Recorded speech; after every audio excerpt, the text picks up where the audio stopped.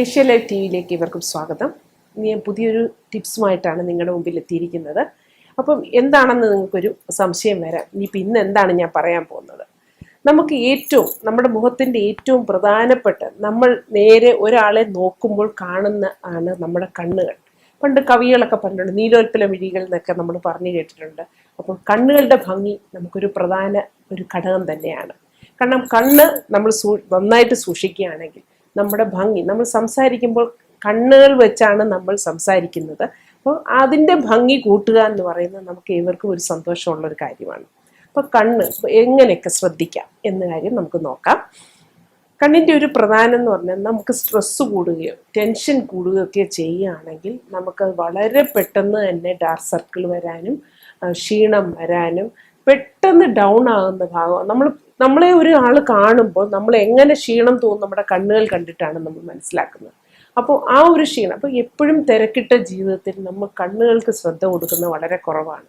അപ്പോൾ അതിനെന്തൊക്കെ നമുക്ക് ചെയ്യാം? അപ്പോൾ നിങ്ങൾക്ക് തന്നെ എല്ലാവർക്കും അറിയാം, പലപ്പോഴായിട്ട് പലരും പറഞ്ഞായാലും നിങ്ങൾ വായിച്ചറിഞ്ഞായാലും അറിയാം, നമ്മൾ ടീ ബാഗ്സ് വെക്കുക, കുക്കുംബർ ജ്യൂസ് വയ്ക്കുക, അതൊക്കെ ശരി തന്നെ, എല്ലാം നല്ലതാണ്. പക്ഷെ അപ്പം ഒരു കമ്പ്യൂട്ടർ ഉപയോഗിക്കുന്ന ഒരു കുട്ടിയാണെങ്കിൽ, അല്ലെങ്കിൽ ഒരു ജോലിക്ക് നിൽക്കുന്ന ആളാണെങ്കിൽ ഇടയ്ക്ക് നമ്മളൊന്ന് റെസ്റ്റ് കൊടുക്കുന്നത് എപ്പോഴും നല്ലതാണ്.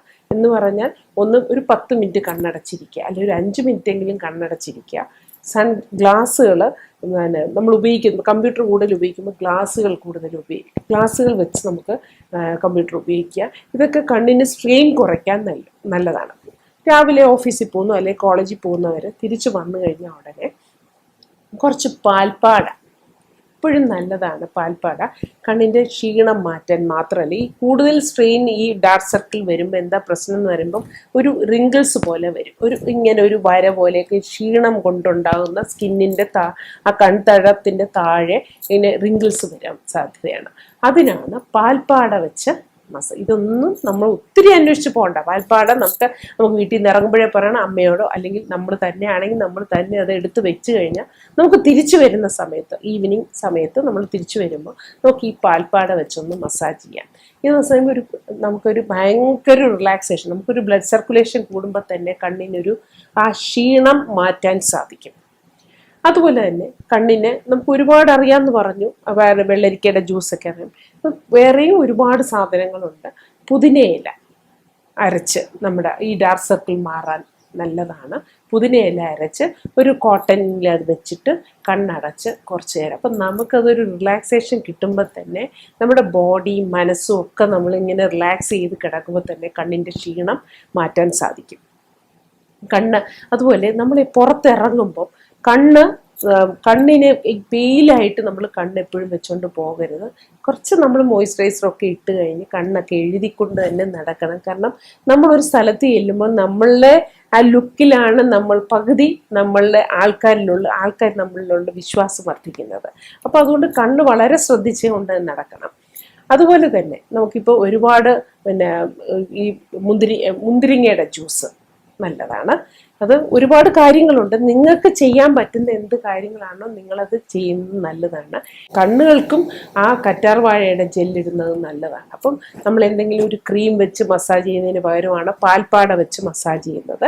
പിന്നെ ആ മസാജ് ചെയ്ത ശേഷം ഒരു കൂളിംഗ് എഫക്റ്റ് കിട്ടാൻ വേണ്ടി വേണമെങ്കിൽ നമുക്കൊരു കുക്കുംബർ ജ്യൂസ് ഫ്രിഡ്ജിൽ വെച്ചിട്ട് ഐസ് ക്യൂബ് വെക്കാം. കണ്ണിന് കുളിർമ കിട്ടാനും നമുക്കത് നല്ലതാണ്. ഐസ് ക്യൂബ് പോലെ നമ്മളൊരു വെള്ളരിക്കയുടെ ക്യൂബൊക്കെ ഉണ്ടാക്കി വെച്ച് വെക്കുക. ഇതൊക്കെ നമ്മളൊന്ന് ഫ്രിഡ്ജിൽ സമയം കിട്ടുന്ന സമയത്ത് ഉണ്ടാക്കി വെച്ചേക്കണം. അപ്പം നമുക്ക് ഇതൊന്ന് ഇടയ്ക്കിടയ്ക്ക് എടുത്ത് വെക്കാനൊക്കെ സാധിക്കും.